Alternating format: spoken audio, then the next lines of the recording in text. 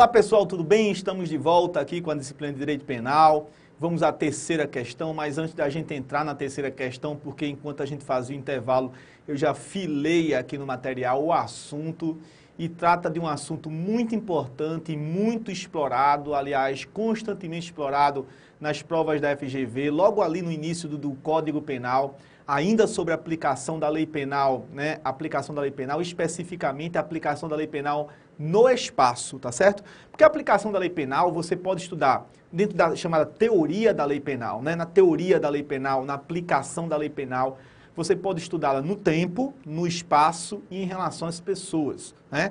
Então a gente, inclusive, na questão anterior, estudou uma problemática da aplicação da lei penal no tempo, né? Ou seja, duas leis entraram em vigor em momentos distintos, mas ainda quando um determinado fato estava sendo praticado. Isso é um problema de lei penal no tempo.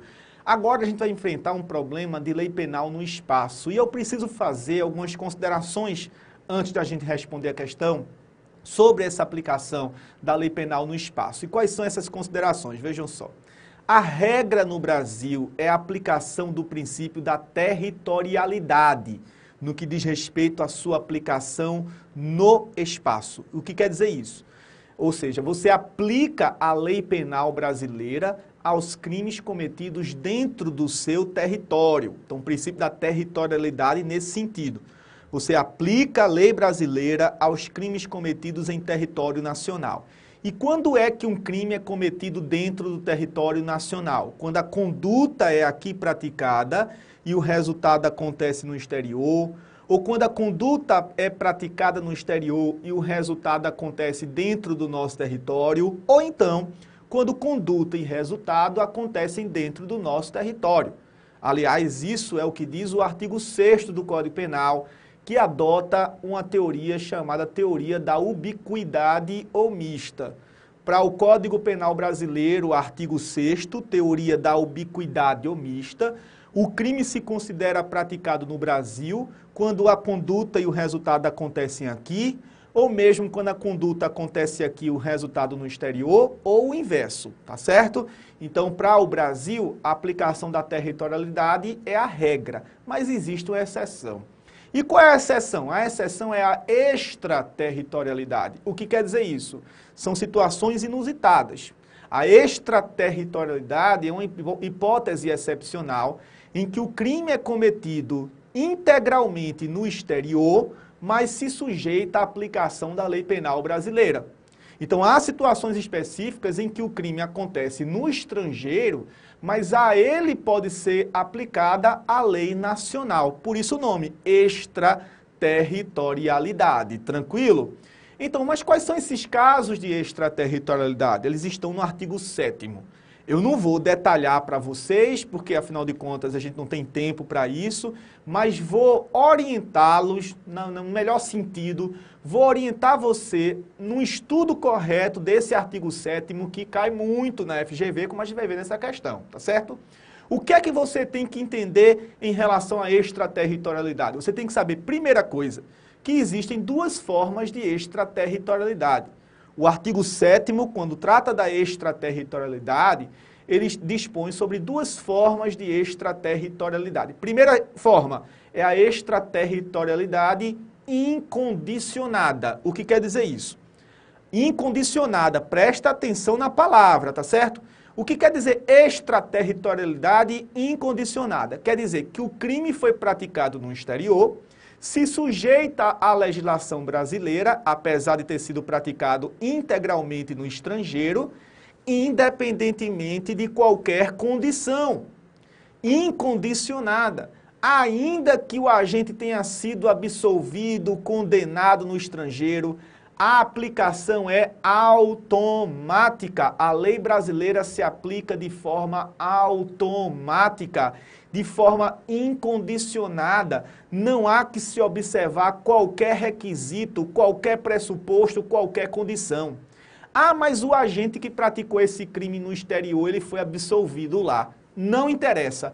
Ah, ele já foi condenado no exterior, já cumpriu pena. Não importa. A lei brasileira se aplica de qualquer maneira, incondicionalmente, automaticamente, sem a necessidade de qualquer pressuposto, beleza? Agora, se você olhar o artigo 7º, que trata dessa extraterritorialidade incondicionada no inciso 1, no inciso 2 do mesmo artigo, você vai ver outras situações de extraterritorialidade.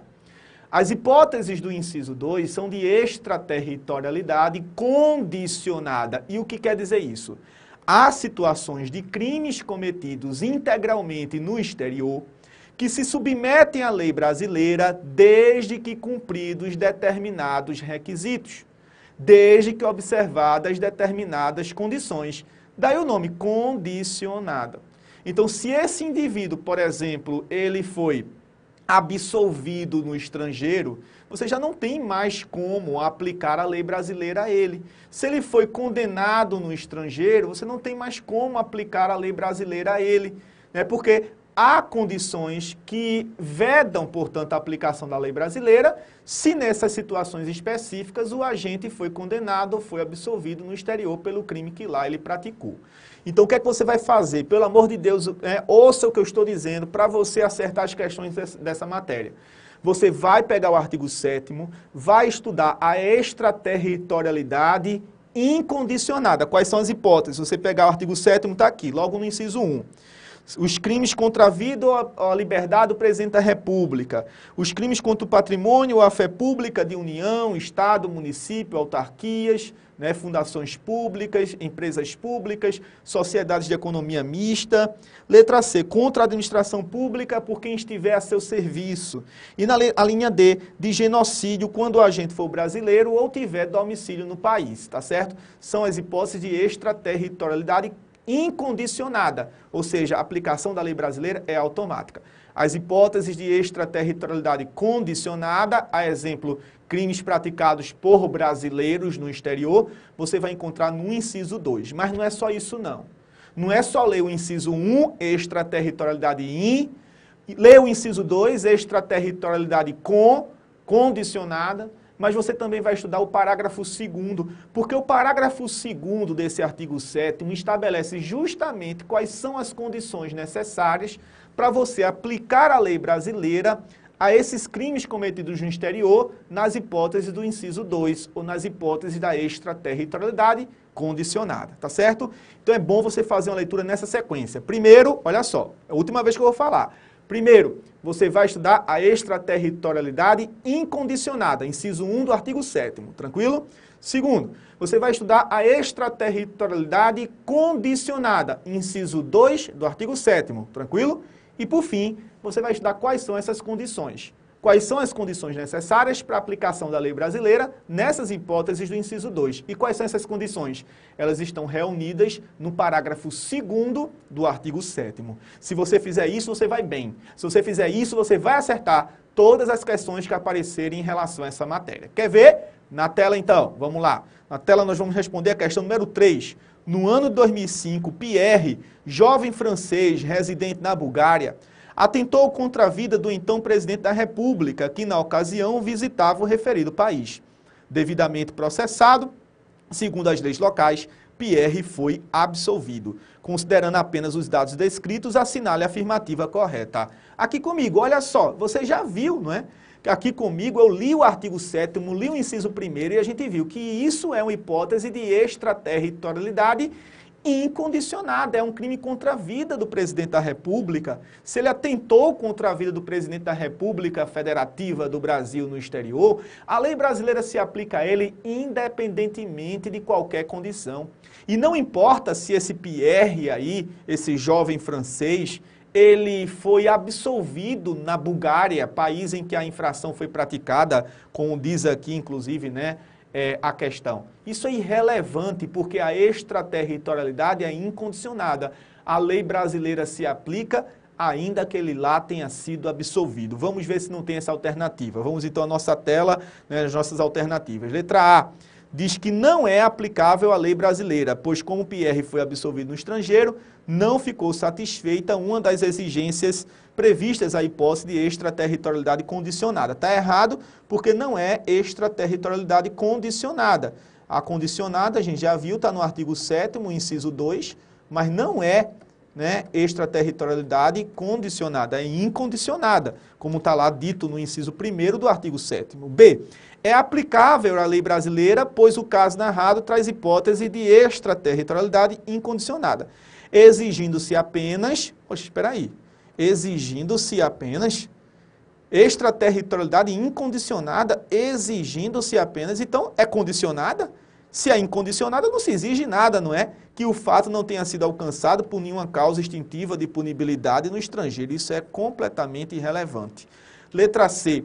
É aplicável à lei brasileira, pois o caso narrado traz hipótese de extraterritorialidade incondicionada, sendo irrelevante o fato de ter sido agente absolvido no estrangeiro. Beleza, é isso mesmo, olha só, artigo 7º, inciso 1, a linha A, né, do Código Penal, combinado com, inclusive, o seu parágrafo 1º, né? Se você pegar o parágrafo 1º do próprio artigo 7º, você vai ver que, neste caso de extraterritorialidade, né, incondicionada, a lei brasileira se aplica ainda que o agente tenha sido condenado ou absolvido no exterior.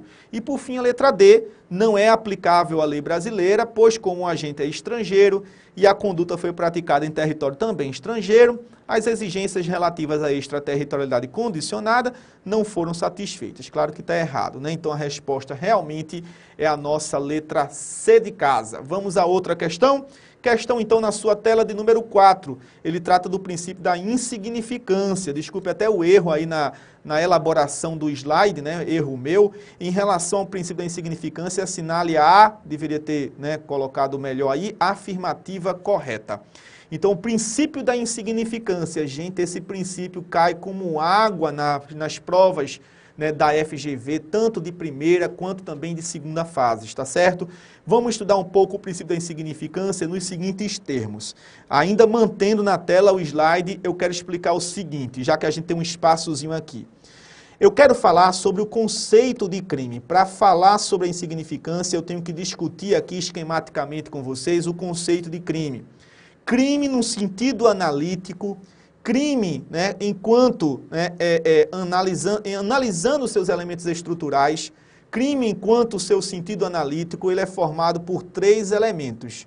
Não vá na onda dos doutrinadores que entendem que crime só tem 2 elementos, a sua prova de concurso, a sua prova da FGV, desse exame de seleção para a OAB, exige o conceito de crime enquanto 3 elementos. O crime é, primeiro, um fato típico, o conceito da FGV é tripartite, portanto.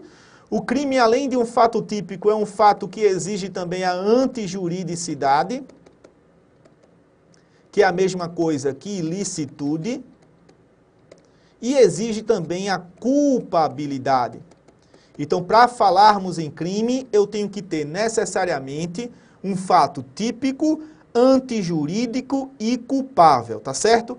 Primeiro, para que haja num crime um fato típico, o que é que tem que acontecer? Quando é que eu digo que um fato é considerado típico? Vamos lá então, no esqueminha ainda. Para que eu tenha fato típico, primeiro de tudo, eu tenho que ter conduta. Eu tenho que ter uma conduta relevante para o direito penal, uma ação ou omissão praticadas com consciência e vontade, tá certo?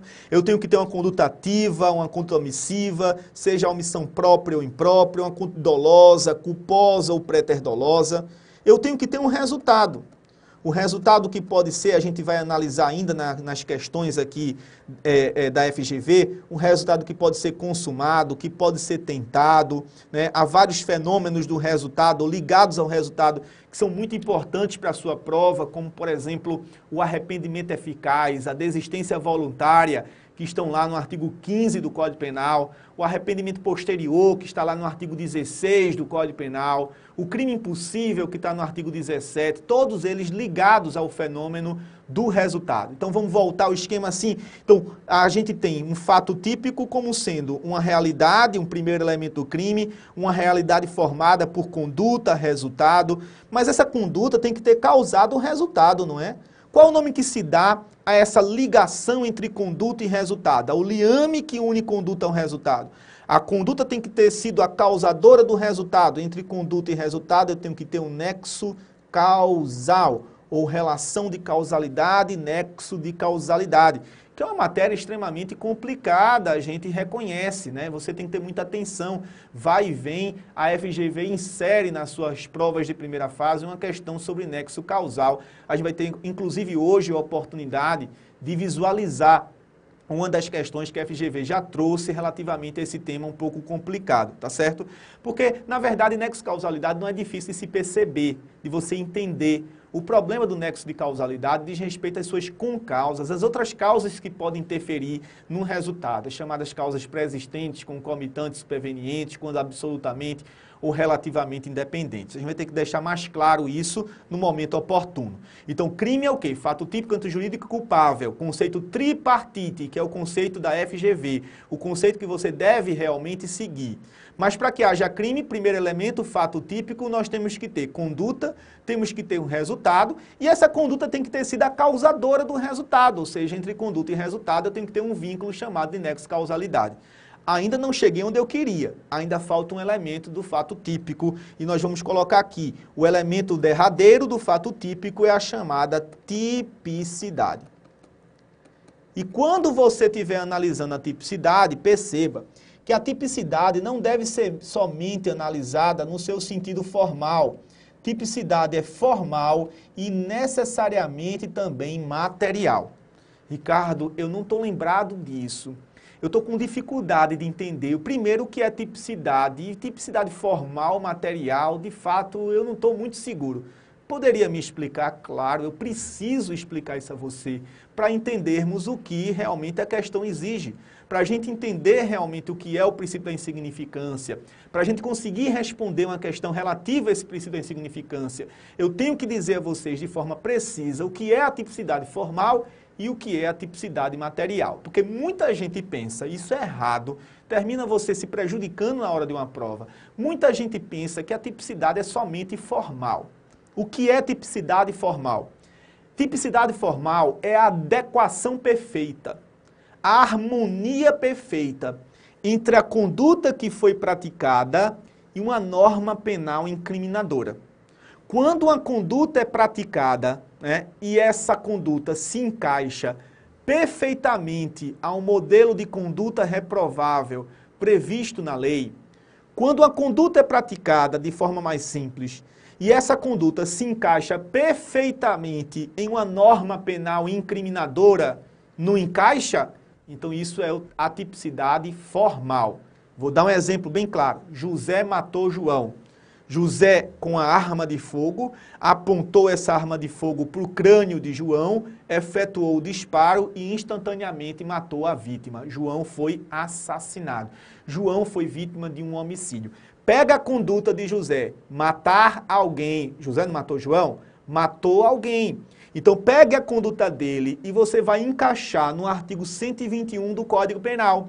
O que é que diz o artigo 121 do Código Penal? Matar alguém. Pena reclusão de 6 a 20 anos. Encaixou? Beleza. Então houve tipicidade. Formal, claro, mas houve tipicidade formal. Então, tipicidade formal é isso. É o encaixe perfeito entre uma conduta e uma norma, entre uma conduta e um modelo, né, reprovado pela lei, um modelo de ação, um modelo de omissão reprovado pelo ordenamento jurídico. É como se fosse aquele joguinho de encaixe de crianças, né?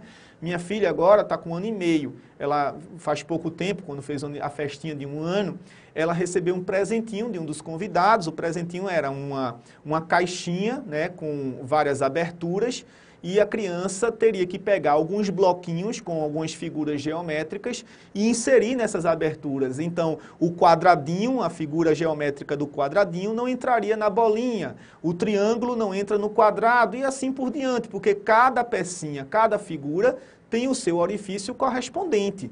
E isso é importante para o desenvolvimento intelectual realmente do bebê, nesse início realmente de aprendizado, etc.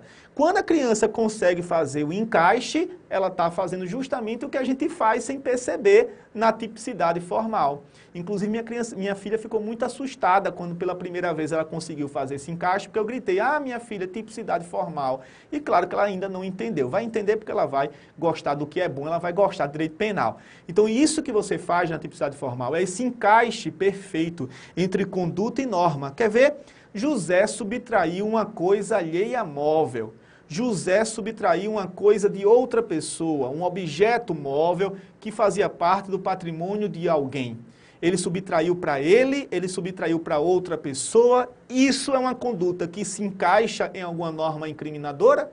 Essa conduta de José formalmente é típica? Perfeito, é típica sim. É típica formalmente como? Porque essa conduta de José se encaixa no modelo reprovável do artigo 155, beleza? Isso é tipicidade formal. Mas o problema é que a tipicidade, o último elemento do fato típico, exige também que ela seja material. E o que é a tipicidade material? Presta atenção.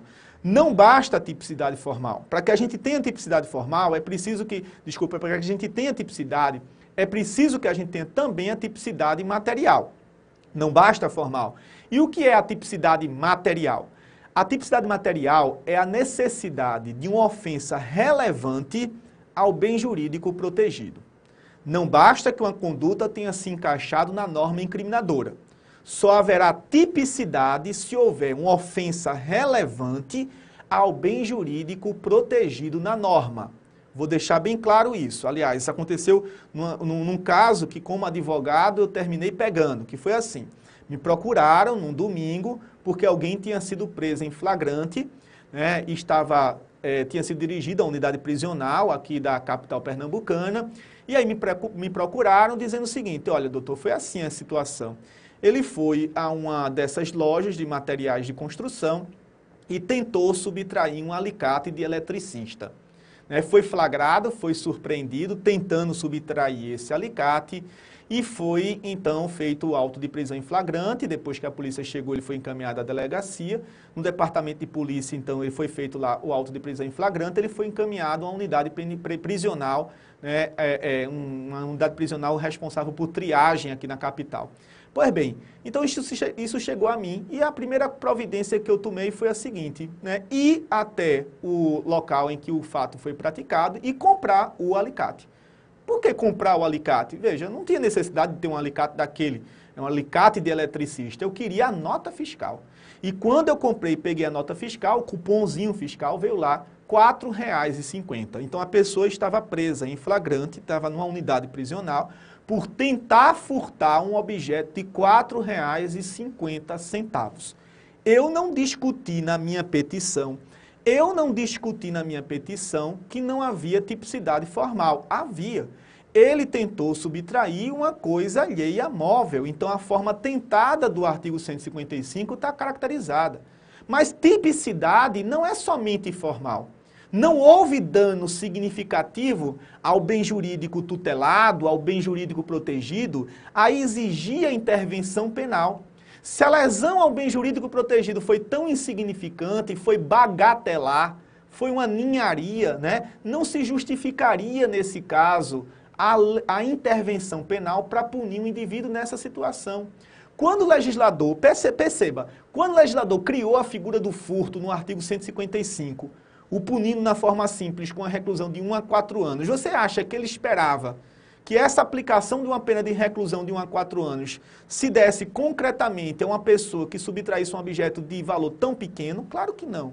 A intervenção penal é algo sério, algo grave. Então, se a ofensa ao bem protegido, ao valor protegido é tão insignificante, não se justifica o esforço do Estado em utilizar o seu poder de punição. Né? Não se justifica o esforço do Estado, portanto, para punir esse indivíduo. Né? Até economicamente é inviável essa punição. Então, perceba bem, o princípio da insignificância, ele está justamente no contexto da tipicidade material. Quando o objeto, né, é furtado, ou quando o dano ao bem jurídico protegido é tão banal concretamente, apesar de uma tipicidade formal, não haverá tipicidade material. E se não houver tipicidade material, não haverá o quê? Não haverá a própria tipicidade. E não havendo tipicidade, não haverá o quê? Não haverá fato típico. E não havendo fato típico, não haverá crime. Quando eu fiz a minha petição naquele caso que eu narrei, eu fiz uma petição de relaxamento de prisão. Você deve estar achando estranho. Por que relaxar a prisão? Se a prisão, o relaxamento de prisão pressupõe que a prisão seja ilegal. A Constituição Federal diz, né, a prisão ilegal será imediatamente relaxada, porque houve ilegalidade. Ilegalidade por quê? Aí vamos ver no seu esquema aí, veja, vou mostrar por que houve ilegalidade. Porque a minha petição foi de relaxamento, né? Se não houve tipicidade material, não houve tipicidade. Tipicidade é um elemento necessário à constituição do fato típico. Ela não é somente formal, ela tem que ser material. José subtraiu coisa alheia móvel, mas não houve dano significativo ao bem jurídico protegido, porque a coisa subtraída era de mínimo valor. E não havendo tipicidade material, não haverá tipicidade, consequentemente não haverá fato típico e, consequentemente, eu não posso falar em crime. Por isso que eu falei a vocês, né? A insignificância retira o caráter criminoso da conduta pela ausência do fato típico, já que não há tipicidade material. Vejam que todos esses dados que eu acabei de trazer para vocês são importantíssimos para a gente responder essa próxima questão. Vamos lá então, na sua tela, mais uma vez ler o enunciado e aí as alternativas que foram apresentadas. Na sua tela, em relação ao princípio da insignificância, assinale a afirmativa correta. Vamos lá. Letra A. O princípio da insignificância funciona como causa de exclusão da culpabilidade. Eu nem falei detalhadamente ainda da culpabilidade. Ele não é causa de exclusão de culpabilidade. A insignificância pode excluir o fato típico, né? Em virtude da ausência da tipicidade material. Então está errada a letra A. B. A mínima ofensividade da conduta. A ausência de periculosidade social da ação. Olha, eu vou grifar algumas expressões aqui. Essa questão da FGV foi uma questão inovadora, porque trouxe algo que o STF discute, que são alguns pressupostos para você aplicar o princípio da insignificância. Então, a mínima ofensividade da conduta, a ausência de periculosidade social da ação, o reduzido grau de reprovabilidade do comportamento e a inexpressividade da lesão jurídica constituem, para o STF, requisitos de ordem objetiva, autorizadores da aplicação do princípio da insignificância. Perfeito, é isso mesmo. O STF exige, portanto, que a doutrina cria como sendo o prol. A exigência do prol, a exigência do STF, a necessidade de um perigo social da ação, P, que haja um grau de reprovabilidade pequeno no comportamento, inexpressivo de fato, o R, o O que se refere à mínima ofensividade da conduta e o L, a inexpressividade da lesão jurídica, tá certo? A exigência do prol pelo Supremo Tribunal Federal. Essa alternativa está correta. A letra C, a jurisprudência predominante dos tribunais superiores é acorde em admitir a aplicação do princípio da insignificância em crimes praticados com emprego de violência ou grave ameaça à pessoa. A exemplo do roubo. Aqui comigo está errado. Não se admite a aplicação do princípio da insignificância quando o crime envolver violência ou grave ameaça à pessoa. Uma coisa é José, né, subtrair um bombom do fiteiro do seu João, por exemplo, da vendinha do seu João. Ele subtraiu um bombom da vendinha do seu João. E que, logicamente, que a tipicidade formal está caracterizada, mas a tipicidade material não, porque o objeto subtraído é de valor irrelevante, é de valor insignificante, não justificando a intervenção penal. Agora, se José, para subtrair o bombom da vendinha do seu João, né, apontou a arma de fogo para a cabeça do seu João, para então realizar o ato de subtração, aí não há que se falar em insignificância. A jurisprudência é pacífica. Não admite-se o princípio da insignificância nos crimes em que você tenha violência ou grave ameaça à pessoa, tá certo? Corretíssimo, realmente. Eu sou advogado de defesa, mas é correto realmente você ter essa postura dentro da jurisprudência. Vamos lá, a letra D. A letra D diz que o princípio da insignificância funciona como causa de diminuição de pena. Não é de diminuição de pena. A insignificância, na verdade, é causa de exclusão da criminalidade, em virtude da ausência do fato típico, especificamente pela ausência de tipicidade material da conduta. Tempo esgotado, vamos fechar esse bloco por aqui. Próximo bloco a gente vai dar continuidade com a próxima questão, que é a questão número 5. Até já já, pessoal. Fiquem firmes e fortes aí, tá certo? Seguindo, portanto, com essa disciplina excepcional, que é a disciplina de Direito Penal. Realmente é apaixonante. Até já já.